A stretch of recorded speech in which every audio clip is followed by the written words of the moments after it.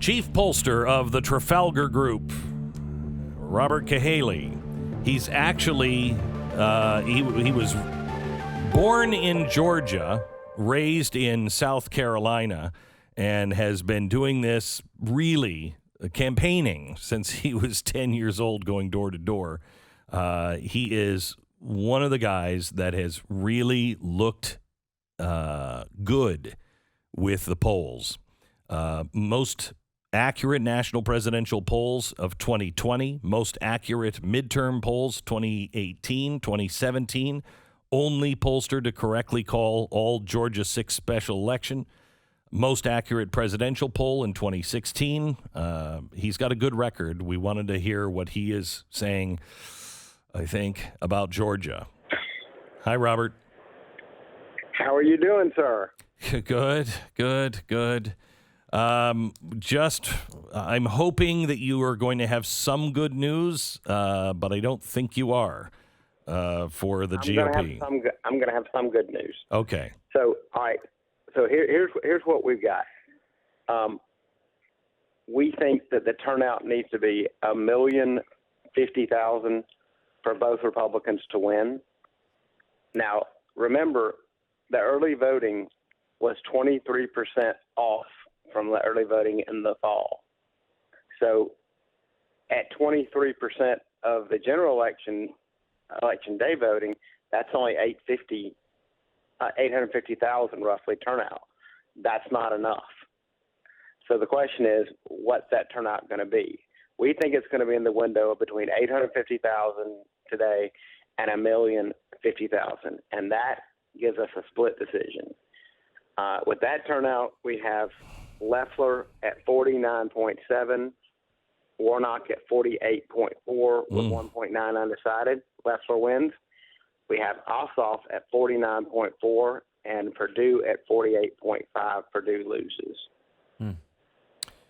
Okay, now, but if it goes above 1,050,000, Perdue has a chance to win.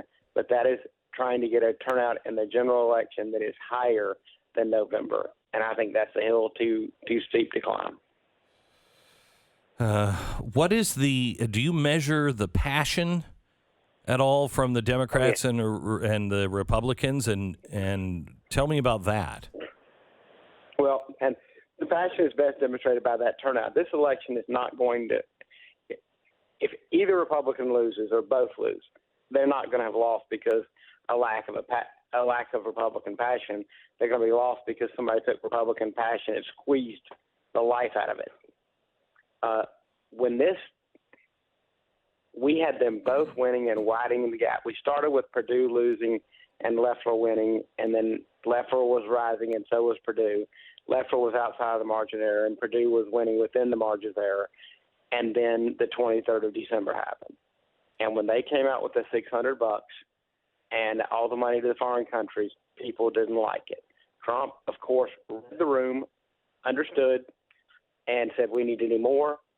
Warnock and Ossoff were chimed in immediately, backing Trump on the 2,000. Loeffler said, well, I'll consider it.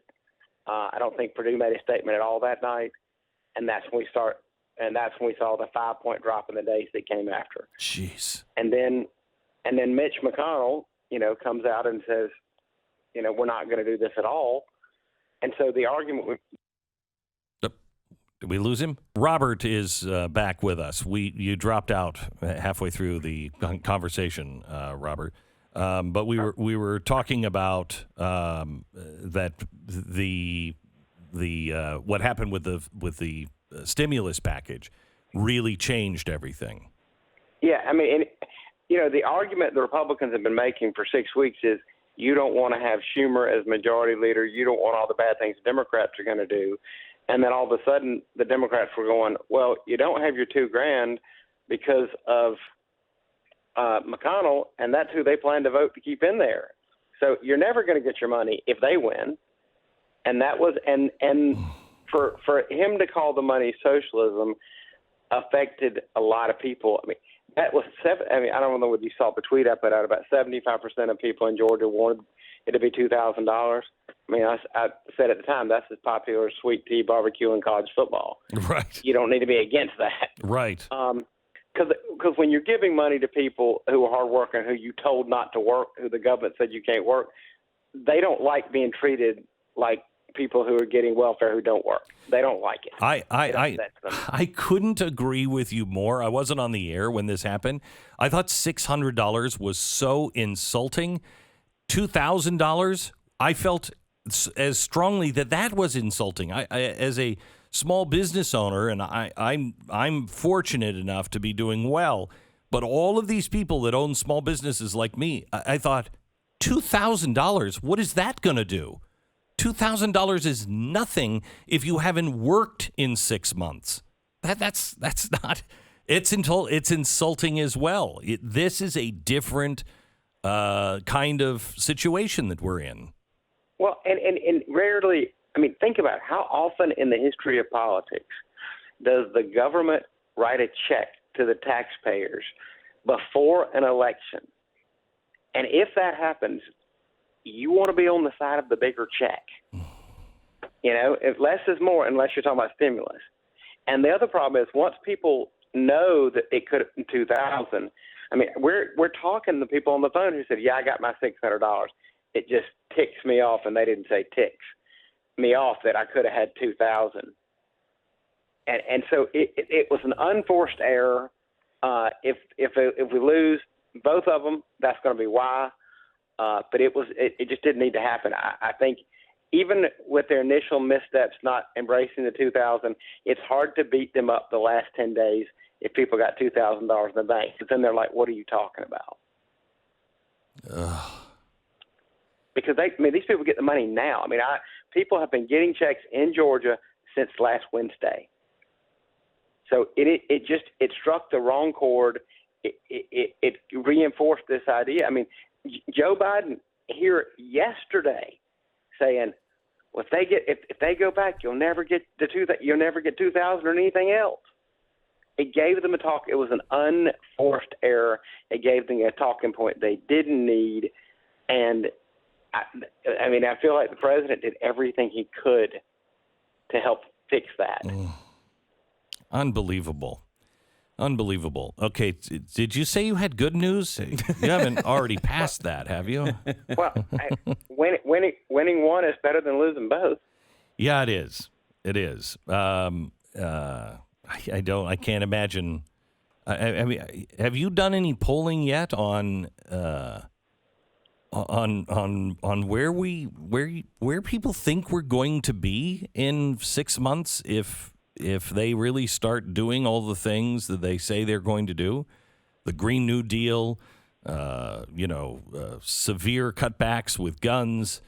I mean, have you seen anything, or do you have any kind of temperature gauge from America on this? It's interesting you mentioned that, because the one issue that I have seen glaringly absent in Georgia, and again, I'm here. I mean, I've watched, the local TV. I've watched all listen to different kind of radio. I have seen so little talk about guns. Mm-hmm. I've heard talk about defunding police, but here's the thing: this is Georgia. Support for guns goes across socioeconomic and racial lines.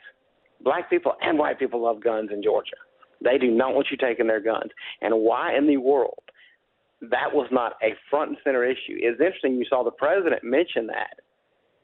But, I mean, you find me an ad that was out there where so stupid. Loeffler or Perdue were hitting them on guns. The Republicans are just stupid. Do you have any polling numbers on that? On how stupid the Republicans are?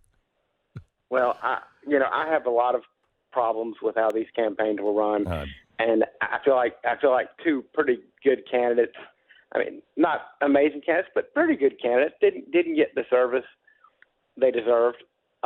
There's no way we shouldn't have been taught that this discussion in Georgia shouldn't have been about guns, because nothing will separate first, especially rural Democrats, and there still are a lot in Georgia, away from Democrat nominees than talking about taking away your guns. And I mean, if it were me, I'd have had Beto all over the TV talking about taking away guns, and Biden saying Beto's my man. Well, does Warnock play in Georgia, or does he? I mean, he's so Jeremiah Wright without, Barack Obama backing away from him. I mean, he's a radical. Is he perceived as one? He is perceived as one, but you have in that race, I compare the Warnock race very much to Jamie in South Carolina, Harrison, who ran against Lindsey. Mm-hmm. He had the benefit of social desirability bias, and Jamie Harrison is 10 times the candidate Ralph Warnock is. Let me just say that to begin with. But it was still South Carolina. But it's also like, I've compared this more to Florida than anything.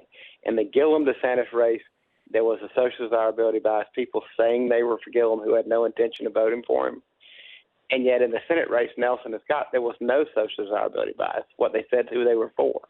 We've seen the same thing here. Almost no social desirability in the Ossoff Perdue race, and a little bit of social desirability in the Loeffler Warnock race.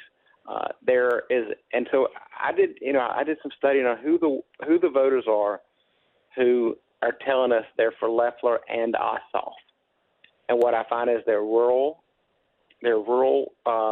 white Democrats. They are suburban moms who don't like Trump and don't love everything about Loeffler, but Warnock scares them. Scares them about defunding police and, GD America and all that kind of stuff.